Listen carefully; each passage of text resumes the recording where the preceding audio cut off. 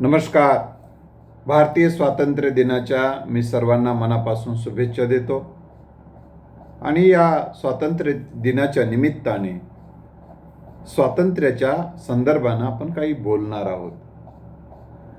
अनेक प्रश्न उपस्थित केले जातात की स्वातंत्र्याने मला काय दिले, आम्हाला काय दिले. काही जण म्हणतात की आम्हाला काहीच दिलं नाही. आणि जेव्हा स्वातंत्र्य मिळालं तेव्हा घाईघाईनं काही मतं व्यक्त करण्यात आली होती. तीच मतं आज आपण परत परत सांगतो. हे सांगत असताना आपण नकारात्मक मेसेज देतो. पण काय बदल झालाय स्वातंत्र्यानं याचा शांत मनाने विचार करणं गरजेचं आहे. आणि स्वातंत्र्याने झालेला बदल हा आपोआप झाला का, तो शासनाने केला, प्रशासनाने केला का नागरिकांनी केला, हे तपासणं आवश्यक आहे. आणि शासनाने आणि प्रशासनाने केलेल्या बदलांचा ज्यांनी सदुपयोग केला, संधी दिली शासनाने, त्या संधीचं ज्यांनी सोनं केलं त्यांच्या आयुष्याचं सोनं झालं. ज्यांनी मला काहीच दिलं नाही म्हणून रडगाणं गाणं गात बसले ते रडतच आहेत. मला रडगाणे आवडत नाही, मला लढा आवडतो, असा साहित्य सम्राट अण्णाभाऊ साठे यांनी सांगितलेलं. याचा अर्थ मला संघर्ष करावा लागेल, मला प्रगतीसाठी प्रयत्न करावे लागतात आणि अडचणी येणाऱ्यावर मला मात करावं लागेल, तेव्हाच मला काही जे साध्य करायचे ते मिळेल. हा मतितार्थ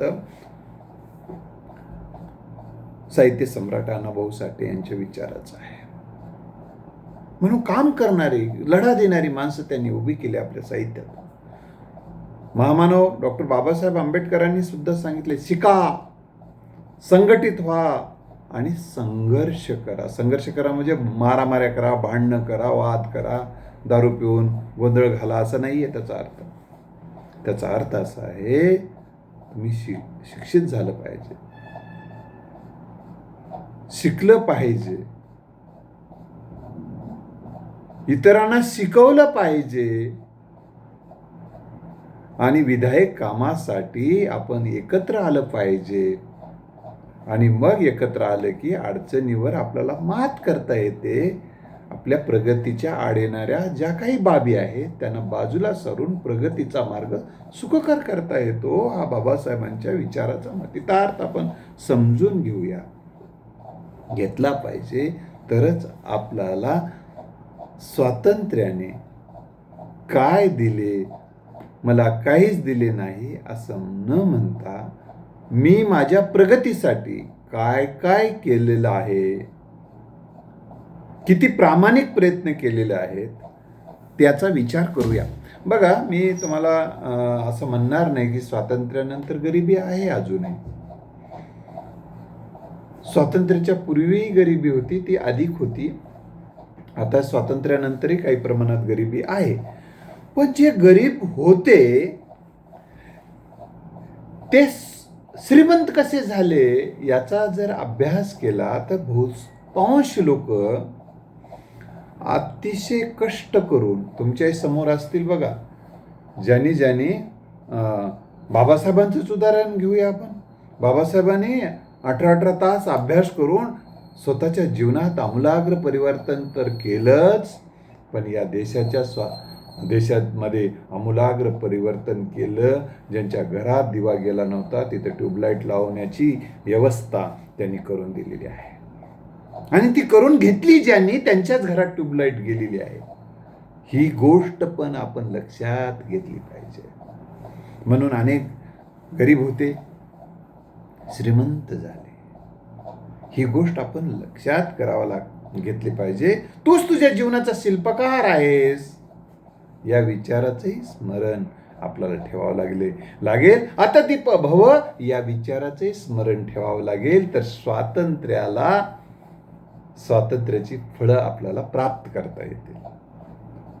बेरोजगार होते अनेक जण, त्यांनी उद्योग, अनेक जण उद्योग स्थापन केला, छोट्या उद्योगापासून मोठे उद्योजक झाले, ज्यांनी व्यापार केला, व्यवसाय केले वेगवेगळे. काही जण स्वकष्टानं वेगवेगळ्या पगाराच्या नोकऱ्या प्राप्त केल्या. काही जणांना आपल्याकडे असणारी गुंतवणूक केली, गुंतवणुकीतून आलेलं जे काही लाभ आहे पुन्हा गुंतवणूक केली, ते गुंतवणूकदार म्हणून कोट्याधीश झाले. होतात, केल्याने होत आहे रे, आधी केल्याची पाहिजे, हा संतांचा विचार आपल्याला लक्षात घेतला पाहिजे. असाध्य ते साध्य करिता सायास कारण अभ्यास तुका म्हणे. असाध्य गोष्ट अभ्यासाच्या बळावर, परिश्रमाच्या बळावर साध्य करता येते. तुकारामांचा, जगद्गुरु तुकोबारायांचा संदेश आपण लक्षात घेतला पाहिजे. निश्चयाचे बळ तुका म्हणे त्याची फळ, हा विचार आपल्या डोक्यात रुजला पाहिजे. ओले मुळ भेदी खडकाचे अंग, अभ्यासाची सांग कार्यसिद्धी, हा विचार आपण रुजवला पाहिजे, लोकातही रुजवला पाहिजे. आपल्याला काही दिलं नाही रे, काही दिलं नाही रे, तुलाही काही, आणि असंच आहे रे आपलं, आता काय बी नव्हतं आपलं. असला नकारात्मक विचार हे नपुसकांचं काम आहे. पुरुषार्थ गाजवणारे आणि पराक्रम गाजवणारे आणि कर्तृत्व गाजवणारे, जबाबदारी घेणारे माणसाची भाषा वापरत नसतात. नपुसकांच्या भाषेमुळे देशाचं फार मोठं नुकसान झालेलं आहे. म्हणून लोकांना ध्येयनिष्ठ जगायला शिकवलं पाहिजे, लोकांना नियोजन करण्याचं शिकवलं पाहिजे, लोकांना परिश्रमाने आयुष्याचं सोनं होते शिकवलं पाहिजे, परिश्रम कसा करायचा याचा वस्तुपाठ घालून दिला पाहिजे स्वपराक्रमाने. अंधार आहे, अंधार आहे म्हणून सांगत बसल्याने अंधार दूर होत नसतो. अंधार दूर करण्यासाठी प्रकाशाची व्यवस्था करावी लागते. हे विचार आपल्याला रुजवण्याची गरज आहे. आणि आज केलं न उद्याच मिळालं असं होत नसते. आज आत्ता ताबडतोब ही घाई शिकवण्याची गरज नाही. संयमाच्या बळावर यशाचे शिखर गाठता येतात. त्यासाठी आंतरिक प्रेरणा असावी लागते. प्रेरणेच्या बळावर अडचणीचे पर्वत हलवता येतात. ज्यांच्या प्रेरणा संपून टाकलेल्या आहेत, ज्यांनी ते जागचेच हलत नाहीत आणि म्हणतात मला स्वातंत्र्याने काय दिलं, तुला काय द्यावं अजून. एक जर एका विचारपीठावर होतो आणि असाच एक जण बोलत होता आणि माझ्या बाजूला एक आजोबा होते आणि ते म्हणाले की तुझी आता गांडच धुयाची राहिलेली आहे म्हणजे. आता हा एक प्रकारचा विद्रोह आहे. म्हणजे ह्या संदर्भानं हे अशी माणसं, जेव्हा तो आजोबाचा जो उद्गार आहे तो कष्टातून आलेला उद्गार आहे आणि ह्या आळसावर, ह्या निष्क्रियतेवरचे ते प्रहार आहे. मी त्या आजोबांना पुन्हा विचारलो, आजोबा तुम्ही असं कार्यक्रम संपला असं का बोलला. आणि त्यांनी सांगितलं मला स्वातंत्र्य मिळालं, आणि पण हे स्वातंत्र्य कसं मिळालं हे कधी समजून घेतलं. स्वातंत्र्यासाठी आमचे कितीतरी लेकरं आम्ही बलिदान दिलेले आहे. आमचे म्हणजे माझे नाही तर अनेकांचे बलिदान दिलेत, अनेकांनी रक्त सांडलंय, अनेकांनी अश्रू गाळलेले आहे. त्यांनी त्यांचं स्वतःचं उदाहरण सांगितलं. ते म्हणाले आम्हाला गुंटावर शेत नव्हतं, गावात घर नव्हतं, शेतात राहत होतो, हे स्वकष्टाने ते गावातली मोठी इमारत मी उभी केलेली आहे असं ते म्हणाले. कष्टाने बळानंच हे सगळं करता येते असं ते म्हणाले. सांगण्याचा मतितार्थ असा आहे, स्वकष्टानेच स्वातंत्र्याचे मिळाले. आता उदाहरण, एक छोटंसं उदाहरण देतो तुम्हाला. स्वातंत्र्य म्हणजे सुपीक जमीन आपल्या हाती आली, ज्यांनी दिली असं समजा. आता ही सुपीक जमीन दिली, आपोआप पिका घरात येत नसते, तर त्या जमिनीमध्ये योग्य बियाणं पेरावं लागतं. बियाणं पेरण्या अगोदर त्या सुपीक जमिनीची पण कष्ट करावं लागतं. पेरण्यायोग्य जमीन तयार करून घ्यावी लागते. सुपीक आहे, पीक येणारी जमीन आहे, पण त्या जमिनीला सुद्धा आपल्याला परिश्रम करावे लागतात. त्यानंतर त्याचं पेरणी करावं लागते, कोळपणी करावं लागते, निंदणी करावी लागते, पिकाचं संरक्षण करण्यासाठी किडीपासूनचं त्याच्यावर औषधी योजना करावी लागते, त्यानंतर त्या पिकाचं संरक्षण करावं लागतं, त्या पिकाची काढणी करावी लागते, त्या पिकाची मळणी करावी लागते आणि त्यानंतर ते घरात पीक येत असतं, ते धान्य रूपाने. म्हणजे मला या निमित्तानं आपल्याला सांगायचं आहे, स्वातंत्र्य म्हणजे सुपीक पीक आहे, पण आपल्याला ते कष्टाच्या बळावर आम्हाला त्याचा उपयोग करून घेतला पाहिजे. स्वातंत्र्याने, भारतीय संविधानाने आम्हाला, भारतीय संविधानाने अनेक स्वातंत्र्य दिलेले आहेत. या स्वातंत्र्याचा उपयोग आम्ही किती जणांनी संविधान वाचले हे तर समजून घेतलंय पाहिजे. संविधान वाचा. संविधानांनी काय काय स्वातंत्र्य दिले, उदाहरण दिले, मताचं स्वातंत्र्य. अजून काही जण म्हणाले, सर हे सत्ता बदलायला पाहिजे. हो, कसं बदलेल तुम्हाला बदलायला पाहिजे म्हणजे याच्या अगोदर काही सत्तांतर, गल्लीपासून दिल्लीपर्यंत अनेकदा सत्तांतर घडून दाखवले. रक्ताचा एक थेंब न सांडता हे संविधानाने आपल्याला दिलेला अधिकार आहे. हे आपल्याला संविधानाने दिलेला अधिकार आहे. त्यासाठी दारूचे थेंब लोकांचे फुकटाचे घेणं बंद करावे लागेल, खडकू घेणं बंद करावं लागेल. आणि तुम्हाला विवेक बुद्धीनं ज्यांना निवडून द्यायचे त्यांना द्या. मला कोणाला निवडून द्या म्हणून मला इथं प्रचारासाठी बोलत नाही. तुम्हाला कोणाला निवडून द्यायचं त्या द्या, हे तुमचा इच्छा आहे. हे संविधानाने दिले अधिकार आहे आणि ते गुप्त मतदान पद्धत आहे. ही गोष्ट आपण लक्षात घेतली पाहिजे. सामूहिक प्रयत्नाची गरज आहे. दुसरी सत्ता नको होती आपल्याला, आपण ही सत्ता दिली. आपल्याला ही सत्ता नको आहे, तुम्ही सत्ता बदलू शकता. या देशामध्ये युतीचं शासन होतं यावर, ते बदललं. पुन्हा काँग्रेसचं सरकार आलं. काँग्रेसचं सरकार आणि त्यांच्या समविचाराचं सरकार आलं, तेही बदललं. आता दुसरे सरकार आले, तेही बदलू शकतात तुम्ही. काय रडत बसल्या ना ग, इतिहास घडवता येत नसतं. तर आपल्याला हे स्वातंत्र्य मी जे सांगत होतो ते आजोबाच्या संदर्भानं, इंग्रजाच्या काळामधले जाच कायदे आठवा, जालियनबाग हत्याकांड आठवा. त्यावेळी रक्त सांडलं असंख्याचे, तसेच रक्त दिसलं आपल्याला, पण अश्रू कुठे दिसले लाखो जणांचे, ज्यांचे कोणाचं मूल गेलं, कोणाचा बाप गेला, कोणाचा आजोबा गेला, त्यांचे अश्रू, त्यांचा निराधार होणं हे कधी दिसलं का? सुखदेव,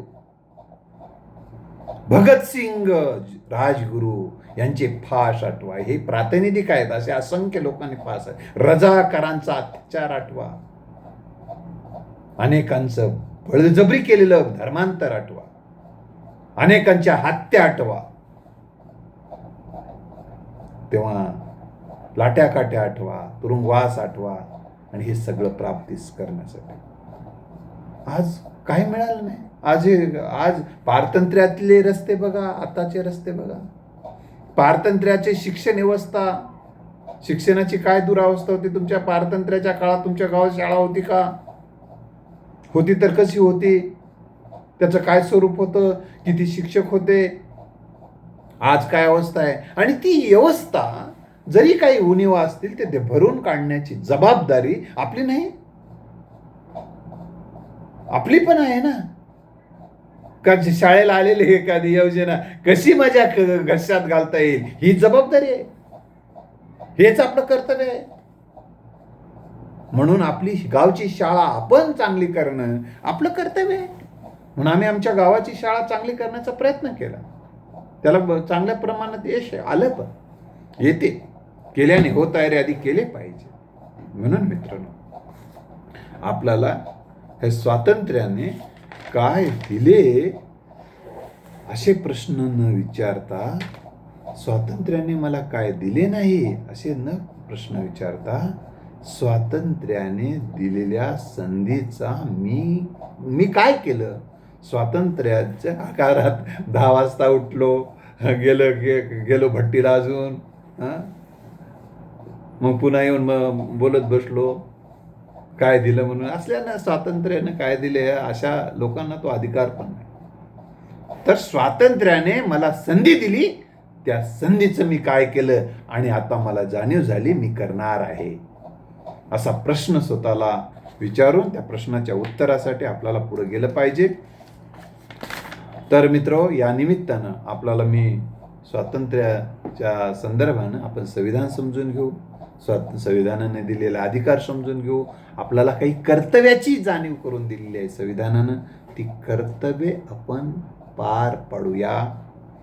स्वातंत्र्य दिन हा जबाबदारीचा पण दिन आहे, जबाबदारीच्या जाणीवेचा पण दिन आहे. आता हे तुमच्या हातामध्ये ही सुपीक जमीन दिलेली आहे, त्या सुपीक जमिनीचं आपल्याला सोनं करायचं आहे, ही जबाबदारी घ्यायची आहे.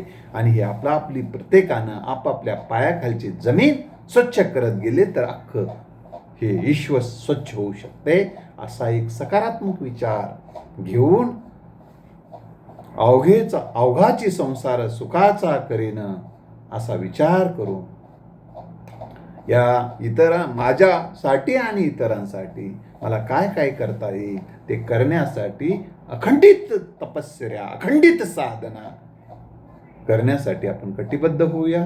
आणि मी परत एकदा स्वातंत्र्य दिनाच्या मनापासून शुभेच्छा देतो. ज्यांनी हे स्वातंत्र्य मिळवण्यासाठी प्रयत्न केले, आपल्या अश्रू गाळले, रक्त गाळले, घाम गाळला, आपलं बलिदान दिलं, आपलं घरावर तुळशीपत्र ठेवलं, त्यांना वंदन करतो.